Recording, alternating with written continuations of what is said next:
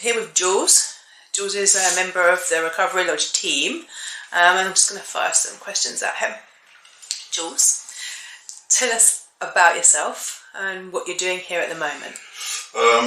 Okay, I'm an addictions counsellor, trained addictions counsellor, and I'm working here sessionally for a couple of days a week. I've got kind of quite a long history in the field of addictions, and I'm a recovering alcoholic and addict myself. So sort of poacher turned gamekeeper. There's lots of, or significant numbers of counselling staff, therapists in the field of addictions themselves have first-hand experience of it. I don't know whether it's absolutely necessary, but sometimes it lends our statements a bit of extra credibility, perhaps. I don't know. Yeah. So talk to me about your journey to here. What happened? Okay. Yeah, I mean, it was probably evident to other people before it was evident to me that, you know, I had a serious problem with alcohol in my early to late 20s, but I was unwilling to do anything about it at that time. Mid-30s, it was starting to catch up with me. I mean physical unwellness and kind of a loss of physical energy and strength, as well as, you know, feeling demoralised, depressed, and very fearful about the future.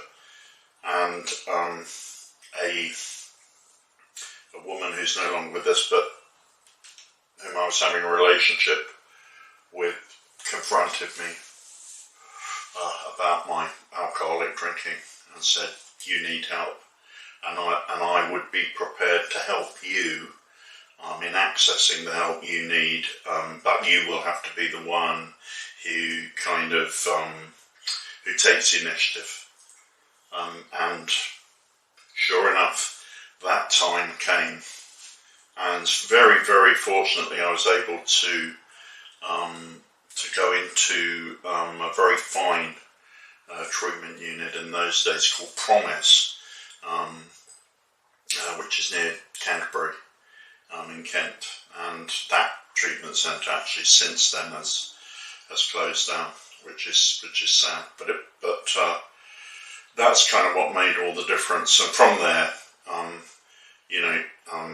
the stated aim of Promise and other treatment centres was to get us to access Alcoholics Anonymous as an ongoing source of care and support, which is specifically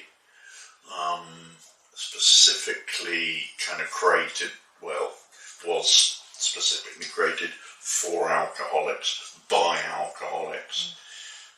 So eventually I got round to kind of going to AA meetings, and it's a long time actually since I picked up an alcoholic beverage, but we always say it's a day at a time. So so I've been sober since I woke up this morning.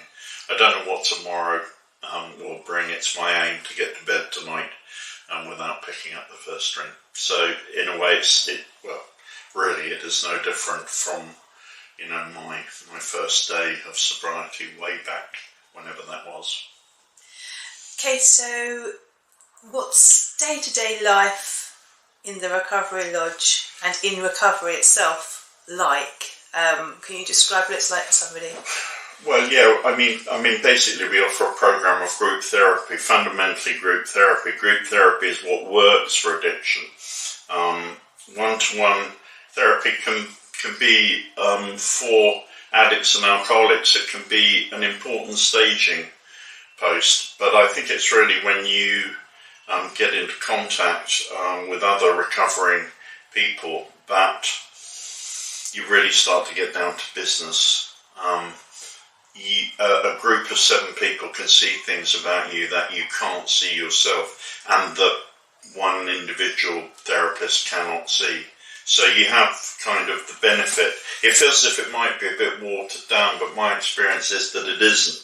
it's actually group therapy is more intense than one-to-one therapy. I think it's absolutely the preferred method for addiction therapy.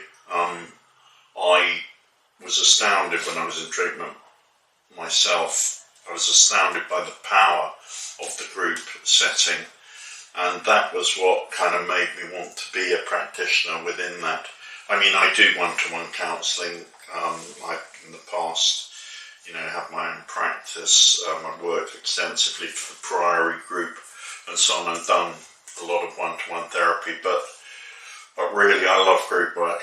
I think that's what works well. So we have a morning and possibly a group in the afternoon. So that really is the kind of the major component of therapy here. But we also kind of do one-to-one therapy, and other practitioners such as a massage therapist come in, at odd times during the week. So that provides, a little bit of variety.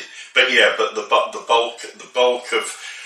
bulk of therapy here is group therapy plus assignments that we ask people to do, where we're asking them to kind of talk, honestly and in some detail about their addictive behaviour and where that's taken them.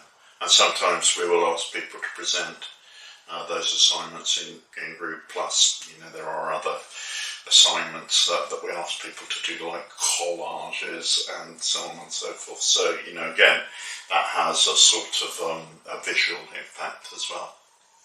Okay, so that's you as you were, you now. Let's talk about you in the future, or the Recovery Lodge and you in the future. What do you want to see happen?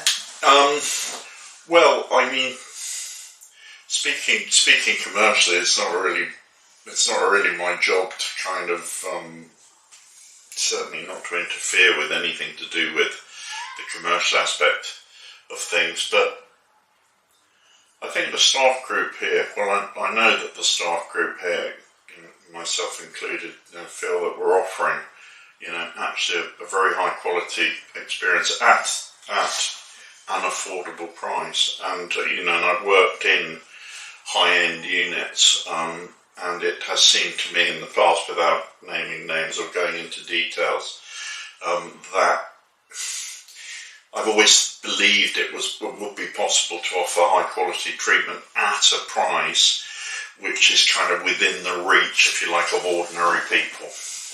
And that, I think, we're doing here.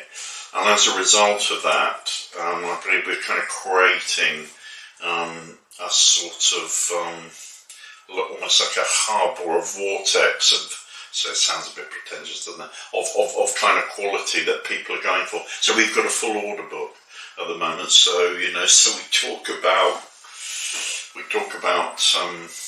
expansion, but then that has its dangers as well. And, the old adage is, if it isn't bust, don't fix it.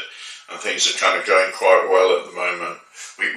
We know where we are, and so on. So, but, at the same time, there are aspects of addiction treatment as a whole, especially work with families, which would be very exciting to do, and which we could do, if we had bigger premises.